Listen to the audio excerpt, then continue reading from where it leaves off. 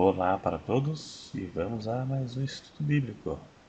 5 motivos porque a parábola do rico e Lázaro não é real.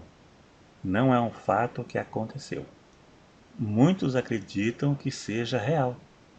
Até mesmo eu já vi bons teólogos no YouTube argumentando que seja real. Mas eu, particularmente, não acredito que seja real. Eu vou mostrar 5 razões com citações bíblicas porque eu não creio que seja real. E vou dar citações de passagens bíblicas para provar que não é real. Eu respeito quem acredita que seja real, até porque isso não é regra de salvação. Não é necessário acertar para ser salvo. Então vamos à primeira razão. E se você gostar, clique em gostei para ajudar na divulgação. Mesmo que a sua opinião seja contrária à minha, porque eu sei que existem pessoas que pensam diferente, mas de qualquer forma, se você gosta do meu conteúdo, eu sempre posto, clique em gostei para ajudar na divulgação. Vamos à primeira razão. Muitos dizem que é real porque cita nome de pessoa, Lázaro, e as demais parábolas não cita nomes. Mas é como eu sempre digo, não existe uma regra específica para que uma história bíblica seja considerada parábola ou não. Não existe isso. Então este argumento não serve para dizer que foi real pelo fato de ter citado o nome de uma pessoa. Agora o segundo, Lázaro era mendigo. A promessa da provisão não se cumpriu na vida dele. Mateus 6, verso 25 até o 34, lá diz que Deus supre as nossas necessidades, tanto na alimentação quanto no vestuário. Por isso não devemos nos preocuparmos com isso, conforme Jesus disse, para não andarmos ociosos com o que havemos de comer ou com o que havemos de vestir. Se Deus veste as flores e sustenta os passarinhos, por que não nos vestirá e por que não nos sustentará? Mas isso no caso de Lázaro não se cumpriu, porque era mendigo que caía das migalhas da mesa. Então a promessa da provisão não teria se cumprido na vida de Lázaro, caso essa parábola tenha sido real e não uma parábola. Agora o terceiro. Muitos dizem que antes de Jesus ressuscitar, os salvos ficavam num lugar chamado Seio de Abraão. É na divisa onde fica os dois lados, o lado dos perdidos e dos salvos, conforme na parábola do rico e Lázaro. E usam algumas passagens bíblicas que não têm absolutamente nada a ver com esse caso aqui. Efésios 4:8 é um dos citados. Lá diz assim: pelo que diz, subindo ao alto, levou cativo o cativeiro e deu dons aos homens. E diz mais: isto ele subiu, que é, senão que também antes tenha descido às partes mais baixas da terra. A parte mais usada é subindo ao alto, levou cativo ao cativeiro.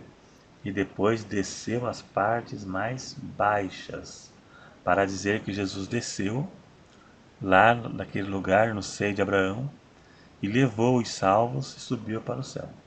Né? Então é isso que eles usam para alegar que Jesus, quando morreu, ele foi até o inferno e levou para o céu as almas que estavam no seio de Abraão.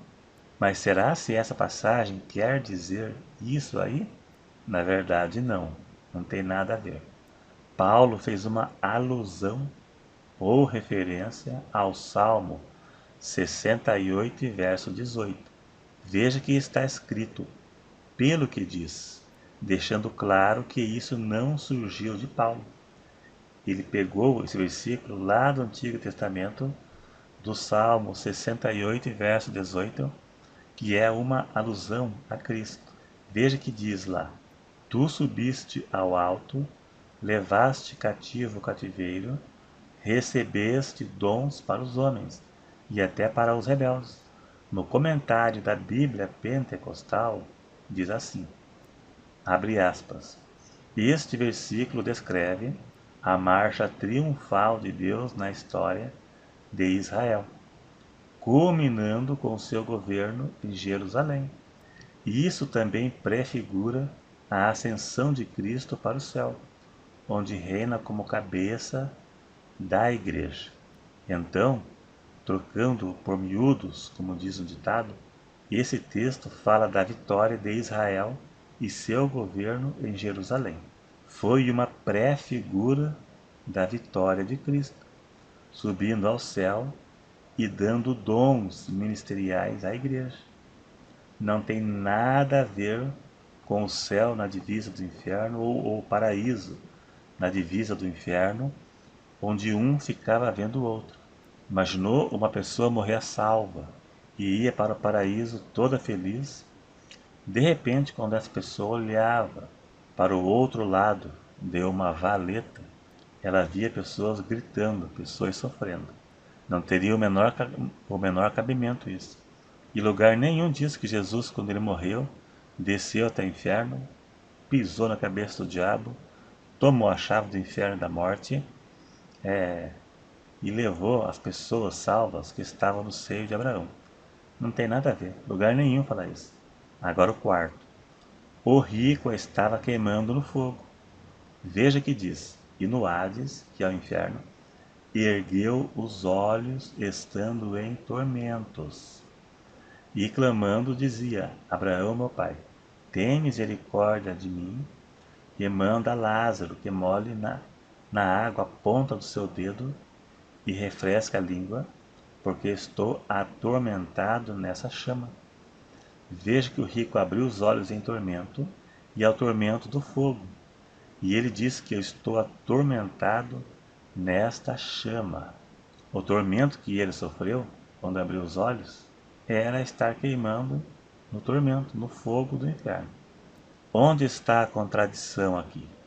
O lago de fogo é para o juízo final, não antes. Apocalipse 19, verso 20, lá diz que o anticristo, o falso profeta, é quem vão inaugurar o lago de fogo, antes do reino milenar. E depois de 1000 anos, capítulo 20, verso 10, o diabo vai ser lançado no lago de fogo, onde já estão a besta e o falso profeta. E depois disso vem o juízo final, onde os ímpios serão lançados no inferno.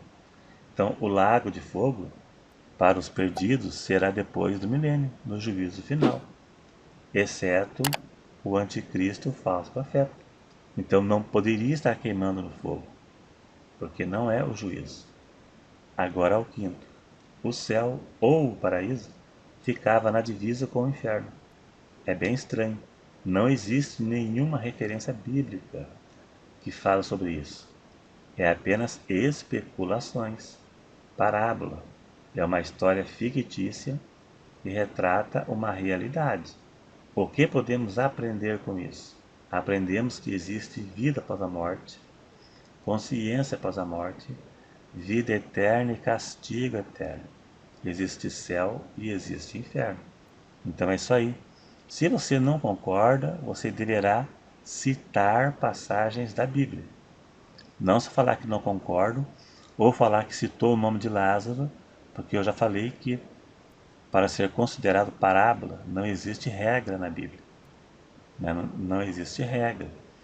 Então se você é contra, não tem problema nenhum. Mas mostre passagens bíblicas e tenham fundamento. Senão, teu argumento não será aceito. Então é isso aí. Se gostou, dá um joinha, se não é inscrito, se inscreva, ative o sininho das notificações e até o próximo.